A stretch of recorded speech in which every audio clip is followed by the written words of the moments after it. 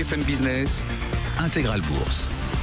Intégral Bourse avec un marché donc un petit peu flat aujourd'hui en l'absence de cotation à Wall Street. C'est Thanksgiving, on tourne un petit peu au ralenti. Plus 0,33%, 4388 points en ce moment pour l'indice parisien. L'euro 1,2488. Et puis on attend bien sûr de voir ce qui se passe du côté du pétrole avec cette réunion de l'OPEP qui apparemment n'est pas encore terminée. On discute ferme puisque d'après plusieurs sources, mais ça sera confirmé bien sûr, les Saoudiens n'auraient pas l'intention de toucher quoi que ce soit à leur volume de production, ce qui est réclamé par d'autres pays membres de l'OPEP pour le coup. Mais on va en reparler bien sûr jusqu'à 18h sur BFM Business. Pour l'heure, on va retrouver Grégoire Favet à Paris, rue de Valois, en direct des éditions des rencontres investisseurs et émetteurs organisées à Paris par Boursorama, par Morningstar. On va faire une immersion cette fois du côté de l'entreprise. Grégoire, avec vous.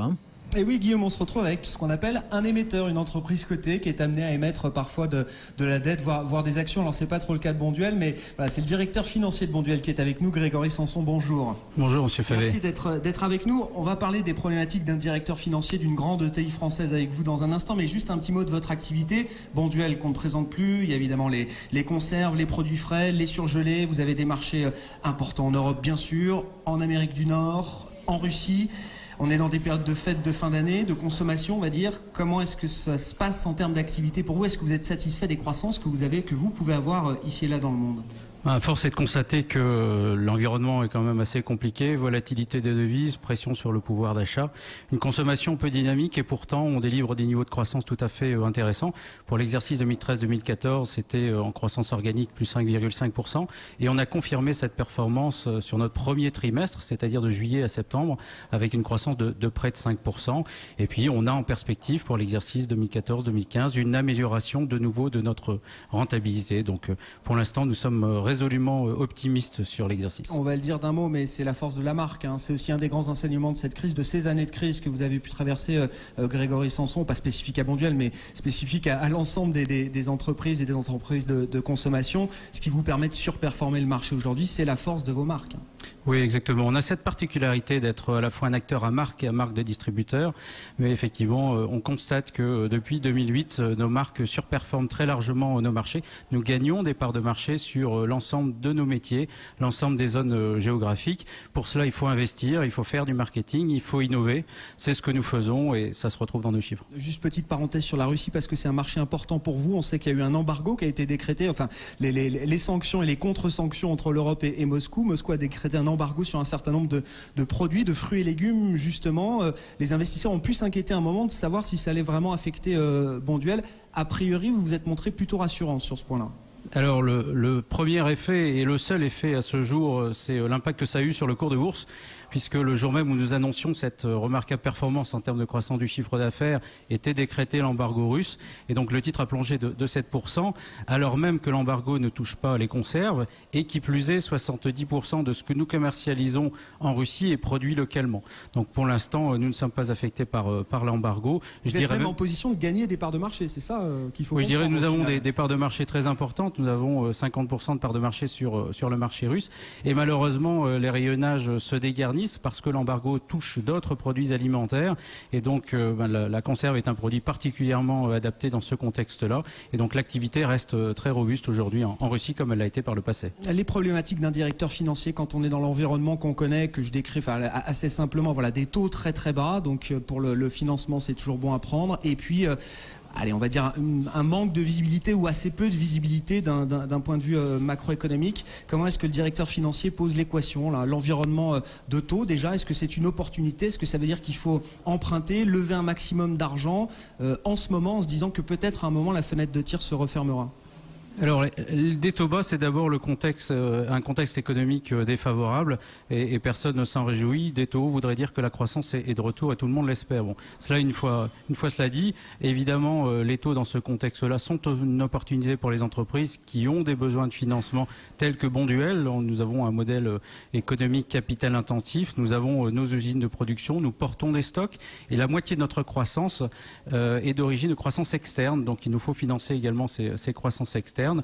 Et donc nous avons profité notamment cet été pour renégocier nos financements dans des conditions beaucoup plus attractives. Donc c'est un marché de fenêtres dont il faut savoir profiter, il faut être agile. Donc ça c'est renégocié, vous avez renégocié auprès de vos banques, hein. Donc ça c'est pour la partie dette bancaire que vous avez, hein. C'est ça Grégory? Oui, absolument. Nous avions lancé 2 opérations de financement en 2012, un placement privé obligataire européen, le premier d'ailleurs du genre, et nous avions également refinancé un revolving credit facility auprès de notre pool bancaire.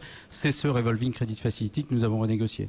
La question justement sur le marché obligataire, la dette privée, vous avez été les premiers à faire ce placement privé, donc c'est un placement, voilà, vous avez, des investisseurs ont décidé de vous accompagner, c'était pas une offre publique, on va dire, c'était donc un placement privé. Ça fait longtemps que vous émettez aux États-Unis, hein, ça fait depuis le début des années 2000, peut-être. Oui. Grégory Sanson, vous connaissez bien le marché américain. Comment est-ce que vous le comparez par rapport au marché européen, ou comment est-ce que le marché européen là est en train d'évoluer dans cette tendance de désintermédiation bancaire? Est-ce que les investisseurs sont prêts à accueillir justement comme ça des émetteurs privés là, qui émettent de la dette ou qui ont besoin d'émettre de la dette pour financer leurs projets? Oui, la qualité de la dette, c'est à la fois un coût, c'est également une maturité, et puis également la diversification des sources de financement, chose que nous travaillons depuis très longtemps. Vous le rappeliez, placement privé américain en 2000, nous avons fait trois émissions, et puis ce placement privé européen en 2012. On a tous à se réjouir de la naissance d'un marché sur le marché européen, ce qui donne une alternative notamment aux entreprises qui ne sont pas suffisamment internationalisées aux yeux des investisseurs américains. Ce marché gagne en maturité, il gagne en profondeur, il gagne aujourd'hui en compétitivité. Donc c'est un marché d'avenir pour les entreprises de taille intermédiaire comme Bonduelle. C'est quoi le problème pour les investisseurs là? Ils sont obligés d'apprendre à connaître les entreprises, puis du point de vue obligataire, parce que vous n'êtes pas noté. Je ne crois pas que vous soyez noté par les grandes agences de notation. Généralement, l'investisseur obligataire, voilà, ce qui est facile, je regarde le rating, je regarde le rendement, j'y vais pas. Là, il faut qu'il fasse un travail d'analyse peut-être différent aussi de l'investisseur action. Là. Oui, vous avez raison. La notion de profil de crédit, de sécurité, qui est essentielle aux yeux de l'investisseur obligataire, n'a pas la maturité qu'a le marché américain, et qui est familier depuis des dizaines d'années de ce type de marché. Mais là aussi, ce marché est en construction, et c'est la raison pour laquelle, fort probablement, le profil de risque du groupe Bonduelle était rassurant, et raison pour laquelle nous avons pu profiter de ce premier placement privé européen. Bon, environnement de taux bas, de l'argent pas cher, vous en avez levé en 2012 dernièrement en Europe. Le cash, comment est-ce qu'on gère le cash aussi aujourd'hui? Alors là, c'est la problématique de votre trésorier, c'est peut-être un casse-tête pour lui, mais je veux dire, le cash brûle les doigts ou pas? Enfin, ça amoindrit la rentabilité des fonds propres, il faut l'utiliser, il faut trouver des projets impérativement. Là, est-ce qu'il y a une espèce de course un petit peu effrénée à aller chercher du rendement, placer cet argent, l'investir intelligemment? Comment est-ce qu'on pose l'équation? Comment est-ce qu'on résout surtout l'équation aujourd'hui, Grégory? Dans ce contexte de crise, il faut être opportuniste, donc disposer d'une flexibilité financière pour saisir les opportunités qui se présentent. Pour autant, il ne faut pas négliger que le coût de portage est important, c'est-à-dire que le financement que vous n'utilisez pas et que vous placez en trésorerie aujourd'hui a un rendement quasi nul. Donc il faut trouver des instruments qui donnent cette flexibilité. Un revolving credit facility comme celui que nous avons contracté en 2012 répond parfaitement à cette attente. Bon, un dernier petit mot, là, si on revient à votre activité principale, j'ai vu que vous étiez lancé dans le e-commerce. Alors évidemment, c'est un laboratoire, hein, mais vous avez décidé de vendre vous-même en direct votre propre marque, certaines de vos marques, via des plateformes de e-commerce. Alors, il ne s'agit pas évidemment de concurrencer ou d'avoir la prétention de concurrencer nos clients. Ce n'est pas le cas, mais effectivement, nous faisons quelques initiatives en matière de distribution. Nous avons ouvert un magasin d'usine près de notre siège social qui nous permet d'offrir aux consommateurs l'ensemble de la gamme, qu'elle soit française mais également étrangère. Et puis ce site de e-commerce, Casgrain, qui bénéficie d'ores et déjà d'une grande fréquentation et qui manifestement est promis un bel avenir. Oui, mais c'est un laboratoire. Enfin, je veux dire, vous misez sur une évolution aussi de la part des consommateurs. On n'ira plus forcément sur une plateforme. On peut aller sur des plateformes de marque, y compris dans l'alimentaire, pour commander des produits. On le voit, la distribution est en train de changer. Il faut s'inscrire dans cette dimension-là et les marques ont tout à fait leur place pour avoir une relation directe grâce notamment aux nouveaux outils de commercialisation, une action directe et une proximité avec leurs propres consommateurs. C'est aussi un moyen de les connaître de façon beaucoup plus fine et non pas intermédié par le truchement du distributeur. Merci beaucoup Grégory Sanson d'avoir été avec nous, directeur administratif et financier du groupe Bonduelle. Voilà Guillaume, on se retrouvera d'ici un quart d'heure, 20 minutes, juste après le journal de 16h. On sera avec Marc Lefebvre, le directeur des relations émetteurs d'Euronext. À tout à l'heure Grégory, effectivement, dans une